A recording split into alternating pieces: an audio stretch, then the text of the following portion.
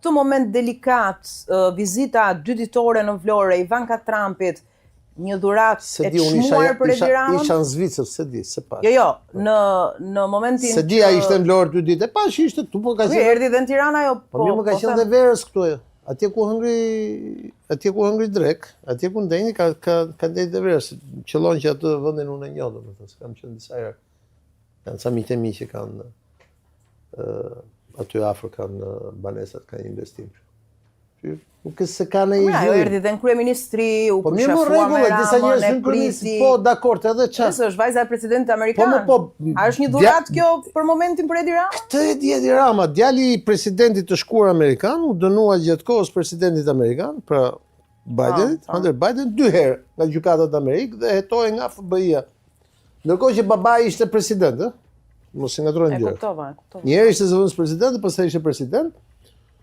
Dhe babai aktin e fundit që bëri falit birin, pra unë nuk merrem me këtë pjesë. Kjo është nëse bëhet, unë kam qenë dhe jam i mendimit se nëse bëhet projekti investimit hotelit Aman në atë zonë. Aman është hotel me shtatyre, një nga grupet me më zë në botë. Do jetë një lajm shumë i mirë për investimet për turizmin në Shqipëri etj. Por nëse bëhet, se deri tani kemi parë vetëm show.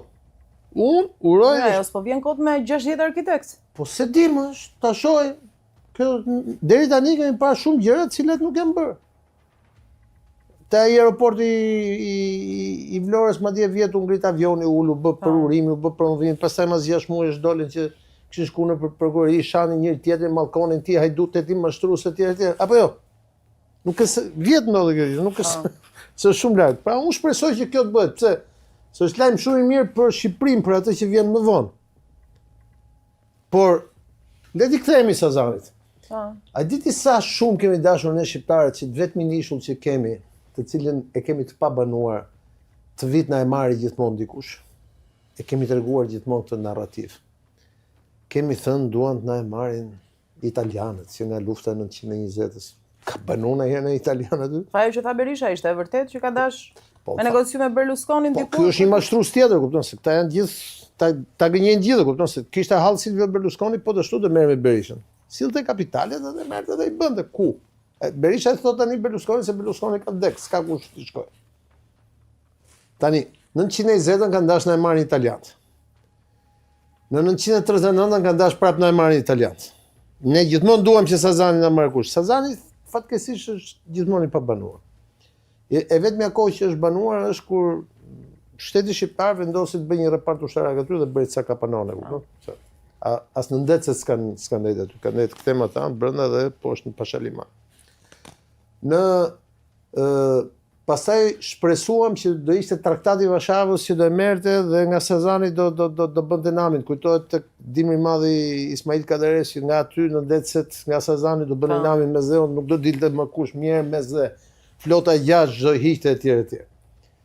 Iku ra ky muhabet, pastaj erdhi dhe ra komunizmi, ato u bën hekurat vjetra atje, ikën s'kishte mas repart ushtarak etj. Dhe prap të do vit na e marri Amerika, madje në 96-ën, kur Berisha pati probleme që kishte vjedh zgjedhjet e ishte gjithë dynja kundër, erdhi dhe kur erdhi bëri një xhiro George Bushi babai, bën dhe xhiro Sazan tash që interesi i madh botror për Sazanin etj. U vendos në Sazan një repart i vogël i Guardia Financës me një radar, që një nga herët radari e spunonte mirë dhe usul skafi Guardia Financës të kërkonte të ndiqte skafi nga mbrapa dhe kur shkoi në mezzokanale kuptoi që skafi që po ndiqte ishte vetë se radari ishte i prishur. Dhe pastaj erdhi Berisha, erdhi Nano që prap me Silvio Nano thoshte që me helikopter madje bën xhiro që do bëjmë investime etj. Hiç asgjë prap në Sazan. Erdhi Berisha prap Sazan, është Rama mandatin e 4 prap Sazan, e Sazan s'ka njeri. Edhe këto nuk janë gjëra që i marrim ne me mend. Kjo është historia jonë. Ndërkohë mjafton ti kesh vetëm pak kilometra më poshtë tek ishujt grek, që janë edhe këtu përballë Himarës etj. Janë të banuar, ka restorante, ka hotele, ka lokale, ka kazino. Dhe ne nuk e kuptojmë që nëse dikush, prandaj them shpresoj që ndodhi një mrekulli e madhe që ky Sazani një herë vërtet bëhet. se në këtë jetë që po jetojmë, kam frikë se nuk do ta shohim në herë Sazarin. Në jetë tjetër ndoshta, po këtë jetë jo herë. Sepse është shekullore që ky ishull i vetëm që kemi ne, jo vetëm që është i pabanuar, po ka një kështu si një mallkim, as romakët nuk kanë bërë ndonjëherë, se romakët e kishin zakon që kudo që shkonin bënin nga jujsjellës, domethënë. Asgjë s'ke dy Sazar. Domethënë ti ke romakët, i ke gjërat antike në Pashaliman, i ke aty në zonat në Vlorë, aty rrotull që janë ato orikume tje, apo aty si ke. Ka një problem me këtë histori. O kemi një mallkim nga lartë, po fakti tregon që Sazani është gjithmonë i pabanuar. Dhe që unë shpresoj që kjo historia që po na thon për te vizitës dy ditore që qëlloj me agendën e Davosit, të njëri Davos dhe tjetri Davos, dy Davos. Shpresoj që vërtet ky Sazani të bëhet ndonjëherë. Po jo për mua. Jo, dakord, po. Unë edhe drejtori juaj e kemi kaluar gjysmën e jetës, kupton? Por problemi është për brezat që vinë, nëse në i ditë do bëhet në gjë. Sepse jo shumë më poshtë kemi atë që thash, përballë kemi Italinë që është një nga mrekullitë e turizmit botror, po edhe pak më lart Malinezia e njëjta gjë, kështu që shpresoj e ta shoh.